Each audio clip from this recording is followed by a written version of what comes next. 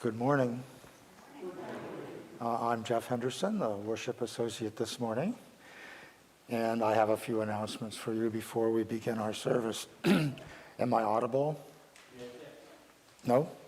Oh, okay. Okay.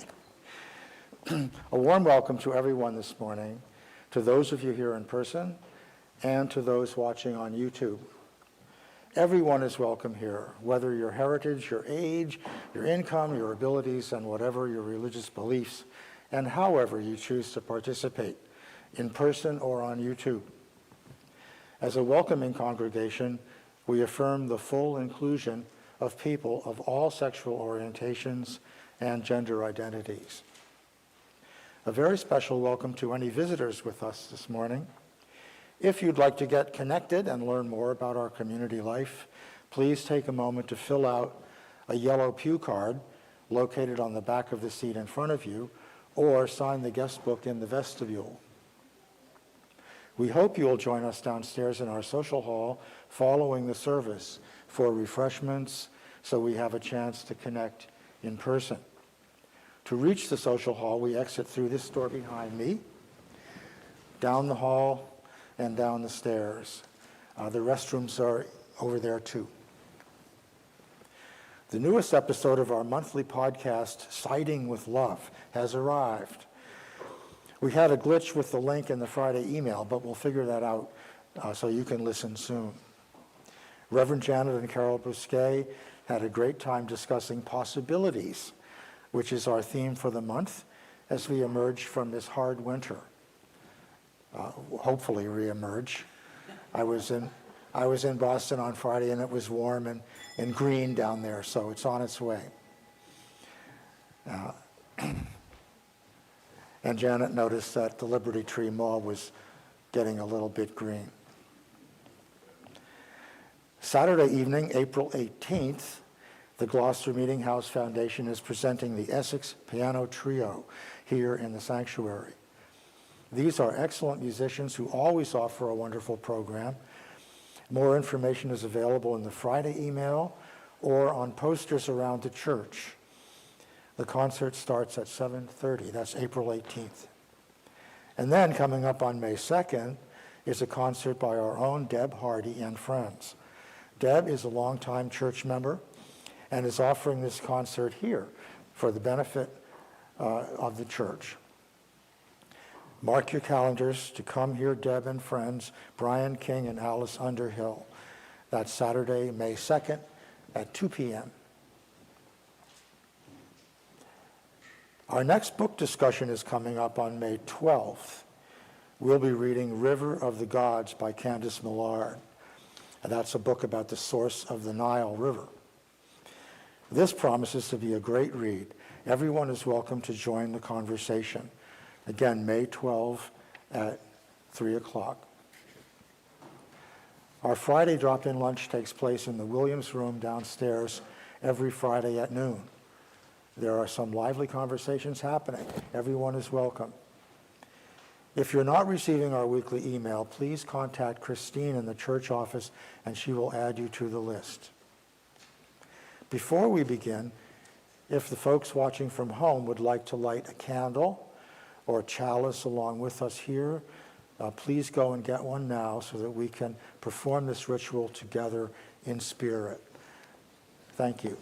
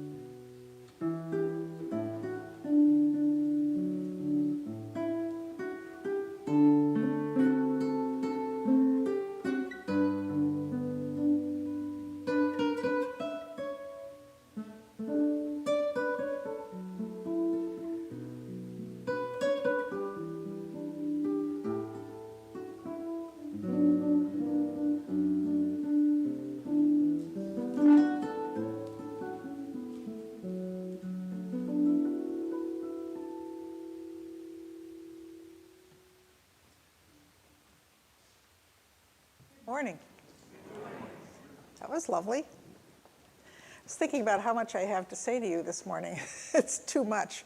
First of all, I wanted to acknowledge that we have a brand new banner. Sally Waite came in this morning and brought in a nice, beautiful Hope Springs banner for us. The folks over here can't see it, but it's hanging right over your heads. Thank you, Sally. Few things. First of all, I have an update on the podcast. You can reach it by going to our YouTube channel, which you can access through on our web. We can access on our website. So if you're interested, you can go to the website and then go to the link to the YouTube channel. It'll be right there. Let's see, what else? I wanted to announce that we're going to be having a new member ceremony in our service on May 3rd. So if you've been thinking about joining, if the time is feeling right for you, I'm hoping that you will come and let me know. We can talk more, but we would be delighted to have you consider deepening your relationship and stepping toward membership with us. And if it's not the right time, that's fine too. And as part of that, if you saw in your weekly email that we are putting out a call for people to find ways to get involved and volunteering. We love to call these volunteer opportunities, but they really are, it's a great way to meet people and to get connected. So again, if there's things that you'd be particularly interested in participating in, you can talk to me or talk to Holly Tangway. We would love to connect with you in different ways. And then I think, I wanted to share that Friday we had an anniversary. Friday was the 10th anniversary of my installation here at the church.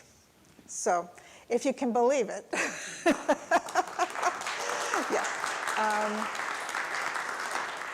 Yeah. What a 10 years it's been. But the relationships have deepened, and there's been a great deal of joy in amidst all the work and worry and effort. And I just want to thank you for being with me here for these 10 years and doing all this work together. So with that, let us deepen our hearts and our spirits for worship.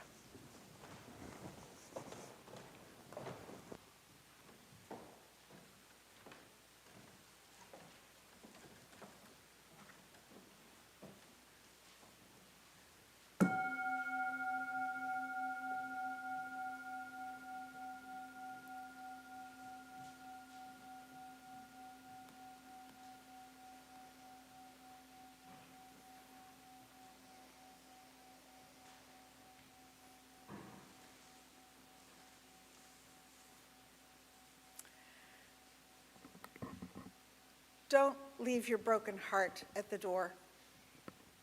Bring it to the altar of life. Don't leave your anger behind. It has high standards, and the world needs vision. Bring them with you, and your joy and your passion. Bring your loving and your courage and your conviction. Bring your need for healing and your power to heal.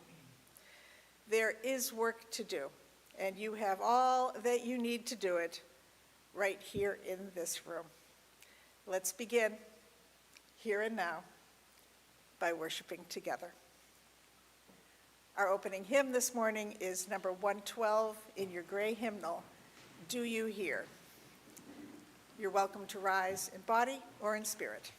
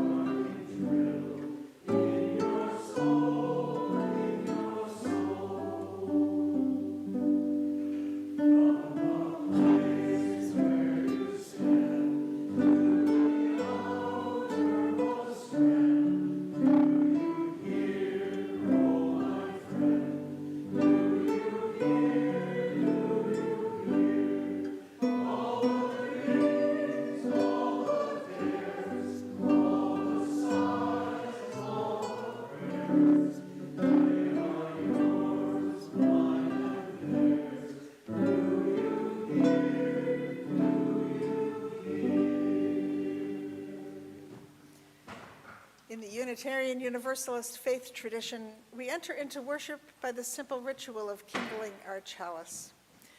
May this small flame remind us of the light that is always present in the world and that we carry within ourselves.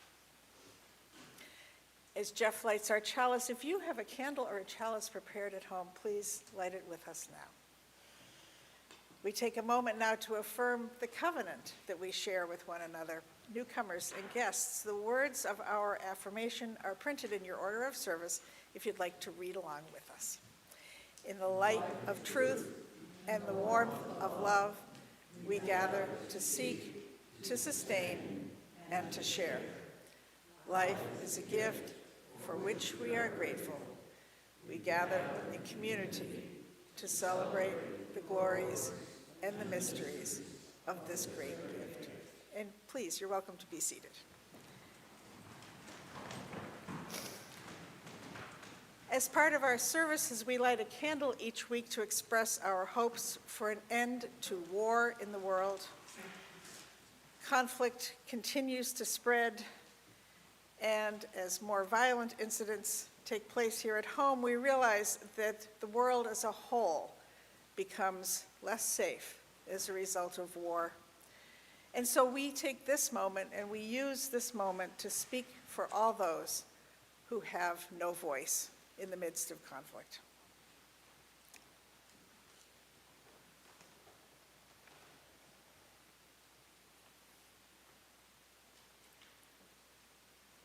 I invite us now into a time of prayer to be followed by silent meditation.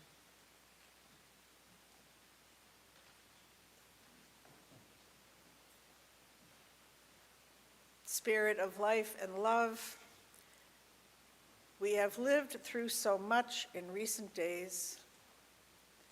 A threat of genocide, followed almost immediately by a ceasefire that no one is sure is real or can be trusted.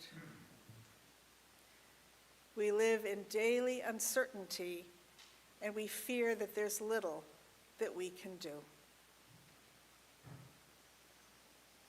And yet at the same time, our spirits and hearts were lifted by the return of our space program, sending humans farther into space than ever before.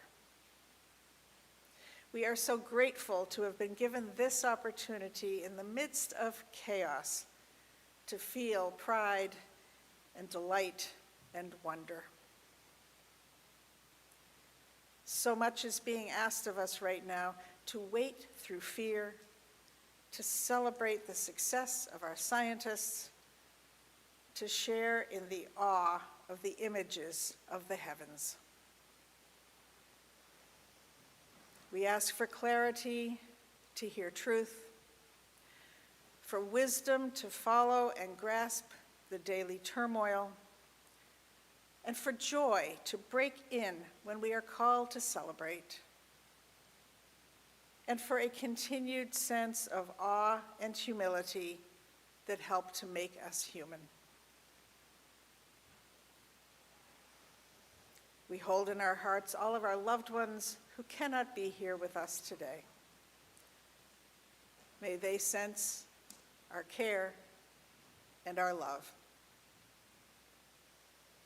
All this we ask in your name, which we know as love, as we enter into silence. Amen.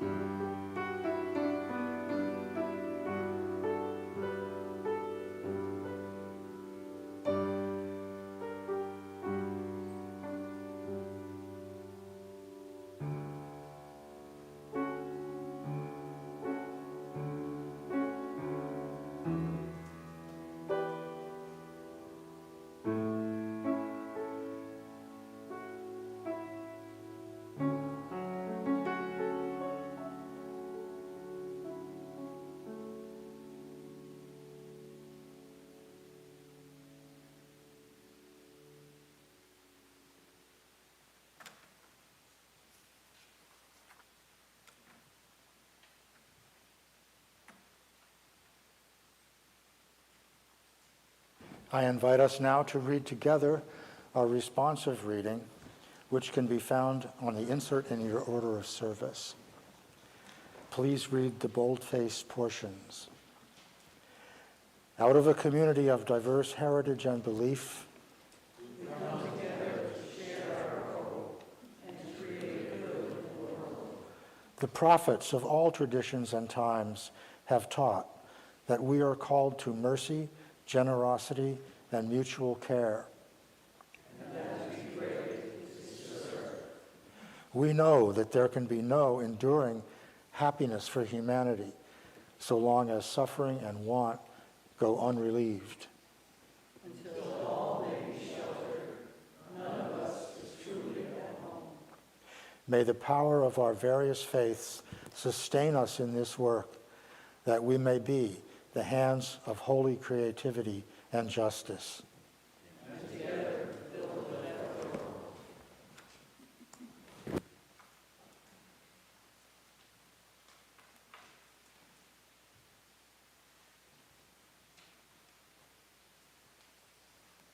Now is the time in our service when we offer our commitment and generosity. This church is one of over 1,000 Unitarian Universalist congregations around the world, each entirely self-supporting, each gathering in community to deepen our spiritual lives and to work for justice in the world. We are here today because of the love and the faith of the generations of members and friends who believed in this community and who have gone before us. We carry on the work that they began, and we will continue the story forward for those who come after us. For the life and health of this congregation and its ministries, this morning's offering will now be gratefully received. Thank you for your generosity. Blessings upon the givers and upon your gifts.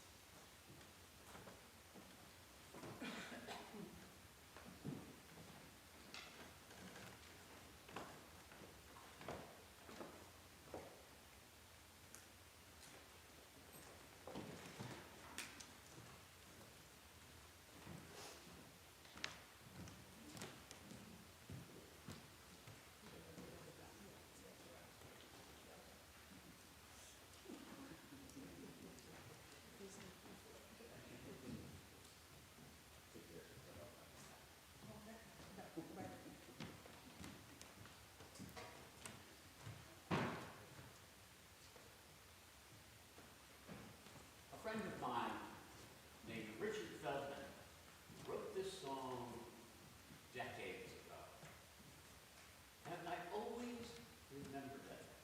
It's a song about the passage of time. Sunday morning, sun is dawning, rain clouds flying up above. Light the lamps and read a book and spend the day in love. Brush the dog and save the hair.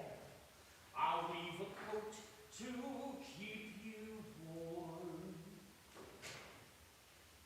No use dressing, stay in bed till Sunday morning's gone.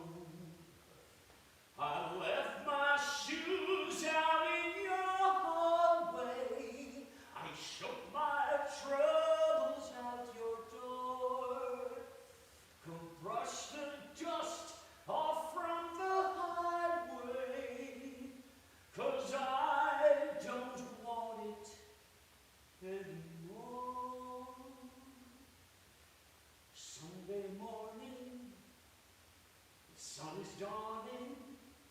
That suits me fine, like a hand in glove. Light the lamp, read a book, and spend our lives in love. Let the clock go round, the pages fall down, and the green leaves turn to brown. Till we get up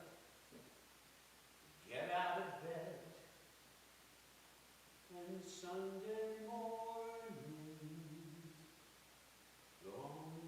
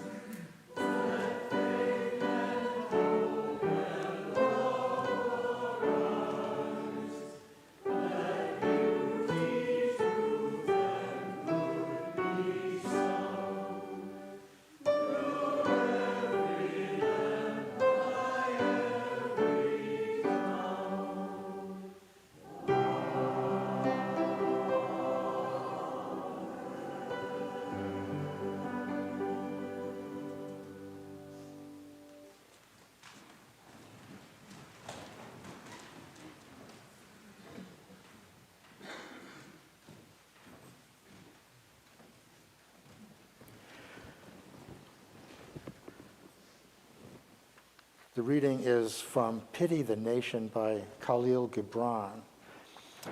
The Lebanese-American poet wrote this poem in 1933, and it influenced Lawrence Ferlinghetti to write a new version in 2007.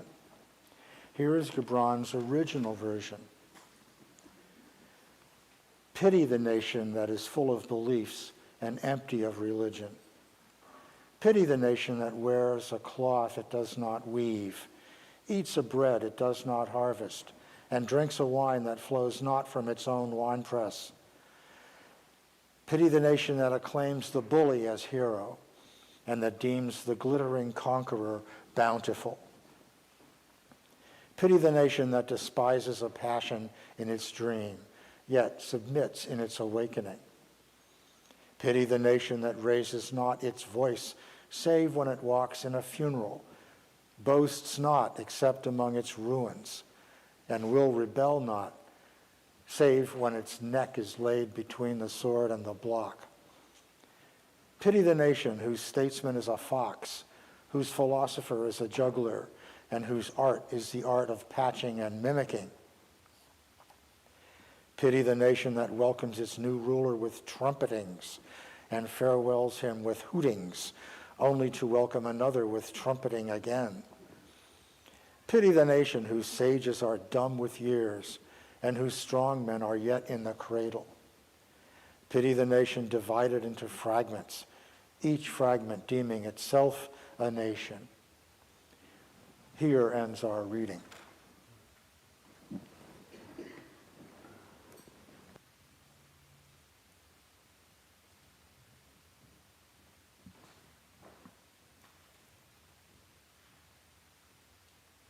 It has been perhaps the most frightening week of recent memory. To find the equivalent, I found myself going back to September 11th, and then even further back to the Cuban Missile Crisis in 1962, when the United States confronted the discovery of Soviet missiles in Cuba and responded with a naval blockade of the island. What triggered these memories, of course, was the threat directed this past Tuesday morning by the President of the United States to the nation of Iran, proclaiming that, quote, an entire civilization will die tonight. I am sure many of us worried all day, wondering how real this threat was, whether it was the typical bluster of a bully, or if this time he truly meant it. For to imagine such total destruction, a threat of genocide, really, could only mean the use of nuclear weapons. It was a day of waiting, hoping, praying. I found that the words of William Butler Yeats's poem, The Second Coming, were playing in my mind as I waited, turning and turning in the widening gyre. The falcon cannot hear the falconer. things fall apart. The center cannot hold. Mere anarchy is loosed upon the world. The blood-dimmed tide is loosed, and everywhere the ceremony of innocence is drowned. The best lack all conviction, while the worst are full of passionate intensity. All day I wondered, would the center hold? That question was first raised during the presidential campaign of 2024. Repeated warnings that this second time around, President Trump would not accept the limitations of professionals, of self-restrained people. There will be no adults in the room, the country was warned. And on Tuesday, we got to see what that could ultimately look like. Could anything or anyone stop him? Could he stop himself? The no adults in the room warning has certainly proved to be true. This time, the president's staff consists exclusively of sycophants and opportunists, people only too happy to trade their integrity for access, to be in the room, at the table, so obsequious as they address the dozing president that the rest of us squirm. The president's spiritual advisor likens him to Jesus. Members of Congress are afraid of threats and of losing re-election bids. The military and the courts are holding the line as best they can, but we are seeing, with the recent firings of generals, that attempts are clearly being made to bring them to heel.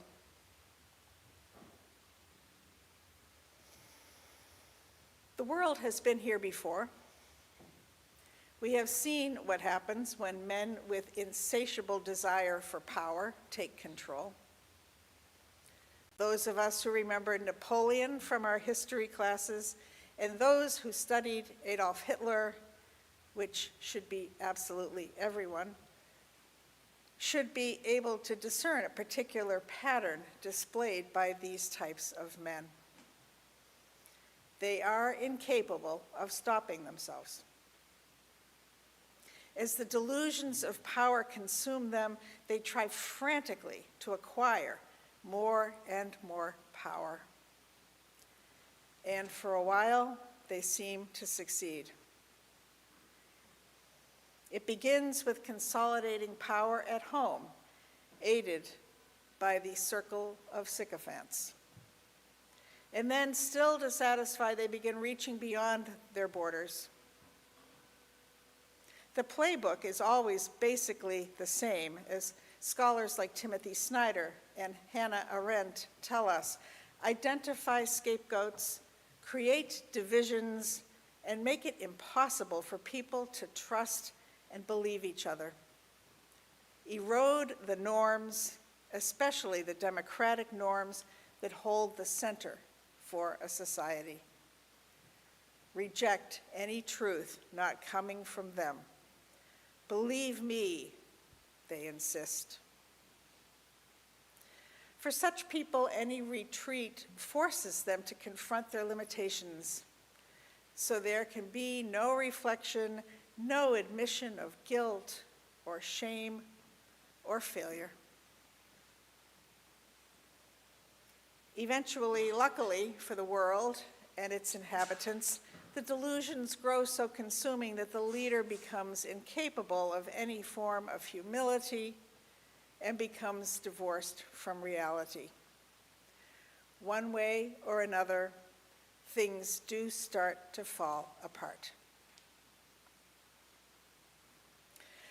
What the presidential message from Easter Sunday, last Sunday, with its profane demands to the Iranians, and the following message this past Tuesday showed us is that we have reached a point that most of us never really believed would be possible.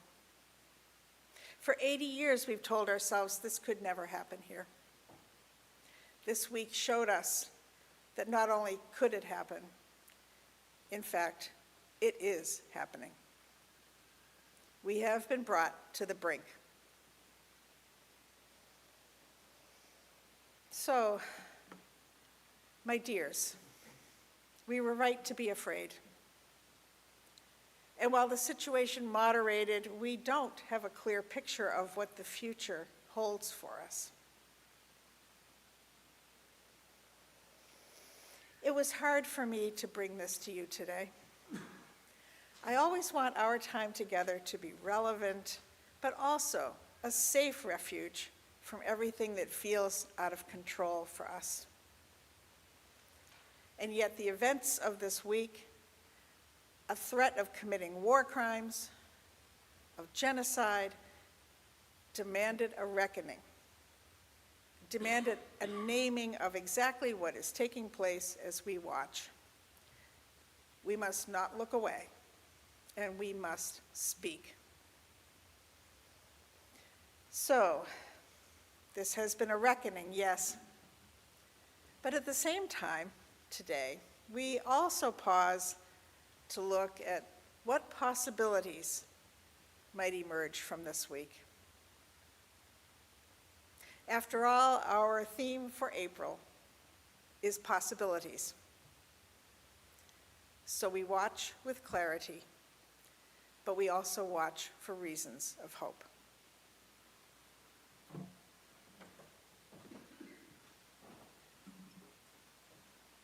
Our second reading today is from The Cure at Troy by Seamus Heaney.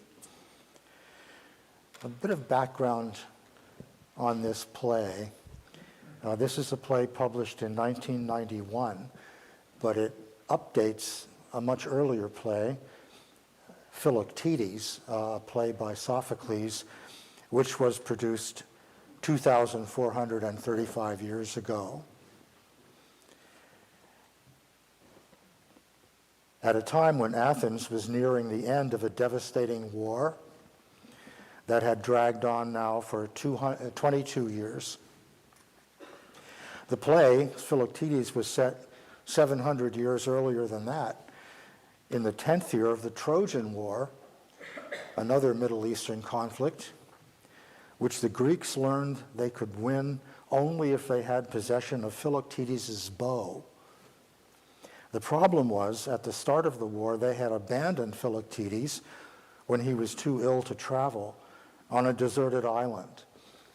And now he was bitter and not inclined to help his treacherous comrades. Heaney's version was inspired in part by Nelson Mandela, a political prisoner for 27 years who was released as his country was on the brink of civil war and chose to save it as only he could. In 1995, Bill Clinton read our passage in Derry, Ireland during the Northern Ireland peace process. So the lesson in a way is that these things keep happening and they keep calling for forgiveness and moving forward. Human beings suffer. They torture one another, they get hurt and they get hard. No poem or play or song can fully right a wrong inflicted and endured. History says, don't hope on this side of the grave. But then, once in a lifetime, the longed-for tidal wave of justice can rise up, and hope and history rhyme. So hope for a great sea change on the far side of revenge. Believe that a farther shore is reachable from here. Believe in miracles and cures and healing wells. Call miracles self-healing, the utter self-revealing, double take of feeling.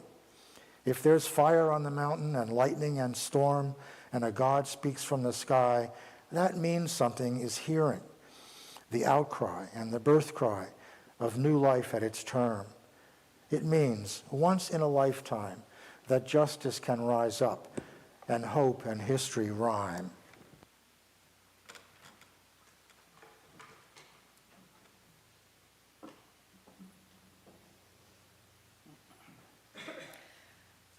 There was so much meaning in the names chosen for NASA's lunar exploration program.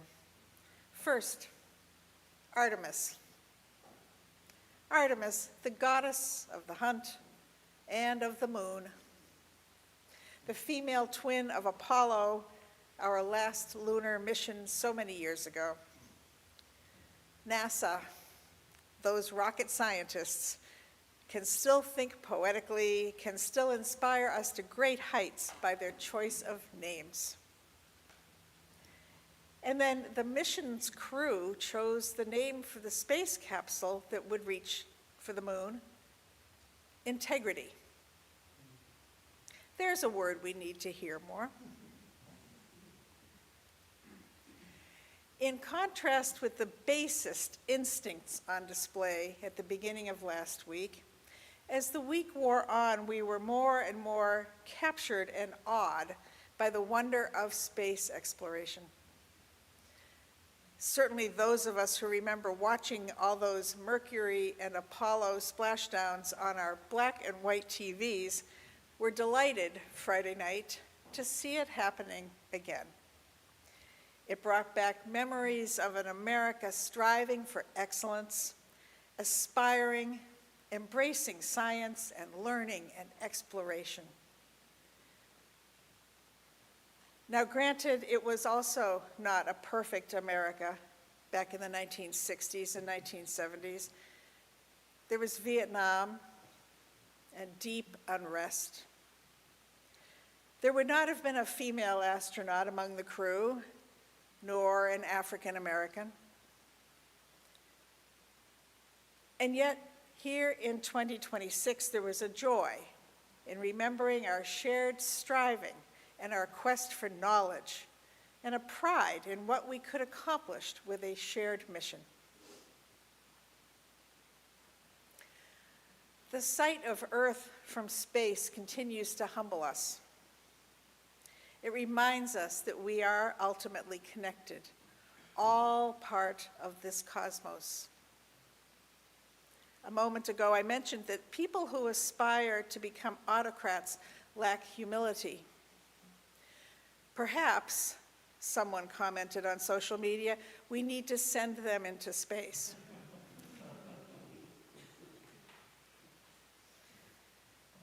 In an interview, the Artemis crew was asked to describe their mission. Christina Koch, who holds the record for longest space flight by a woman, didn't say historic. She said humility, and she named the workers who created the vessel. We definitely didn't pass the record up here alone. Jeremy Hansen said, right away, you are humbled. Victor Glover, talking about looking back at Earth, said, you look like one thing. Homo sapiens is all of us. This experience, reported by so many astronauts, of a changed perspective, of humility in the face of wonder, of a heightened sense of interconnection, is known as the overview effect. Astronauts, those scientists and engineers, end up having a profound religious experience during space travel of oneness, wholeness, interconnection. May we all hear their words and begin to look and listen with new eyes and ears. What possibilities Artemis II offered us this week? A chance to change the narrative, to remember a past with a shared mission and shared pride, and a chance to remember that we are all from the stars and are ultimately all one. Will there be a lasting effect? I choose to hope so.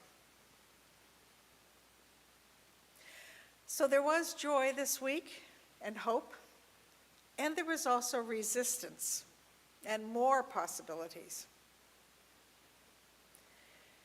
As the bellicose rhetoric from the White House becomes less and less restrained, I have been reassured by the response of the American Pope Pope Leo XIV.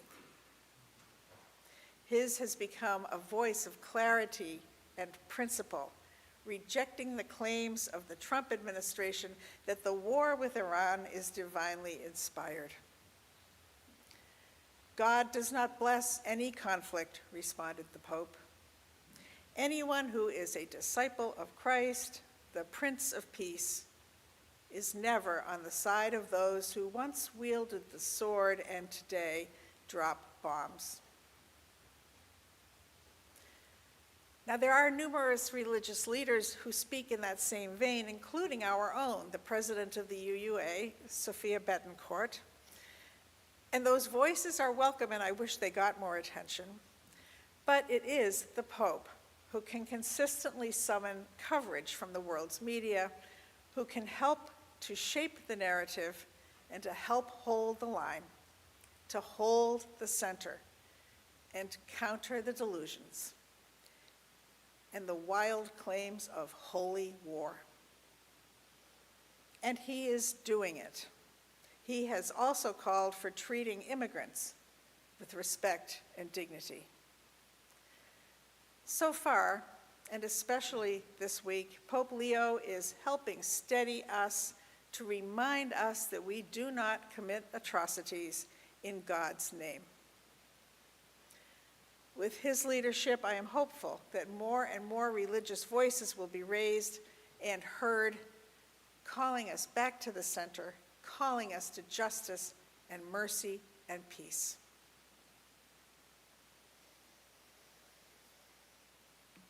My friends, our week was a roller coaster. There will be more weeks like this. The only way that this president knows how to command the world's attention is to foster chaos and destruction. Our work every day must be to look for the possibilities, to watch for chances to act and speak, to remember to reach for the stars, to remember that we are all connected, living on one blue pearl of a planet. Our work is to listen for the voices that will hold us and center us and remind us, in the words of the prophet Micah, to act justly, to love mercy, and to walk humbly. May it be so. Amen.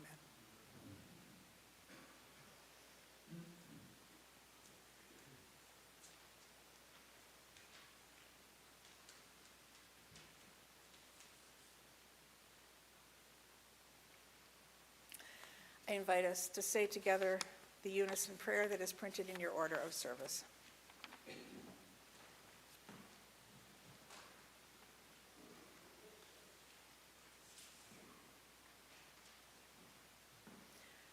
Days pass, and the years vanish, and we walk sightless among miracles. God, fill our eyes with seeing and our minds with knowing. Let there be moments when your presence, like lightning, illumines the darkness in which we walk. Help us to see, wherever we gaze, that the bush burns unconsumed, and we, clay touched by God, will reach out for holiness and exclaim in wonder, how filled with awe is this place, and we did not know it. Our closing hymn this morning is number 318 in your gray hymnal, We Would Be One.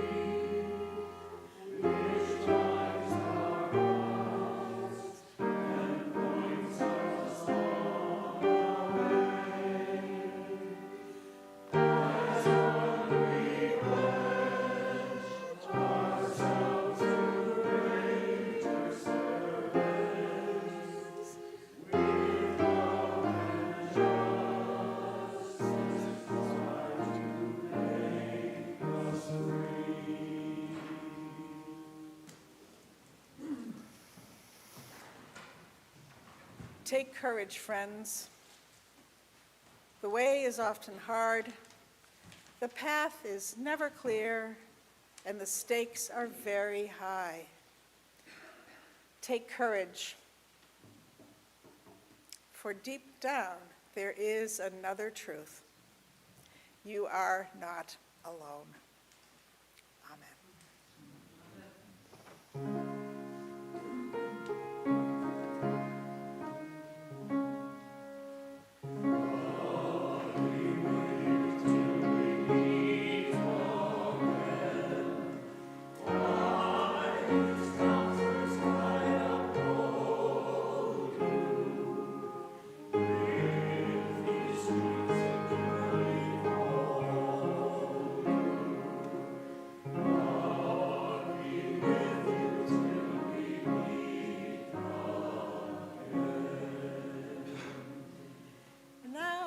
Those of you at home to hold up your candle or chalice, and together we will blow them out as we here say the words to extinguish our chalice. We extinguish this flame, but not the light of truth, the warmth of community, or the fire of commitment. These we carry in our hearts until we are together again. May you go in peace and return in love. Amen.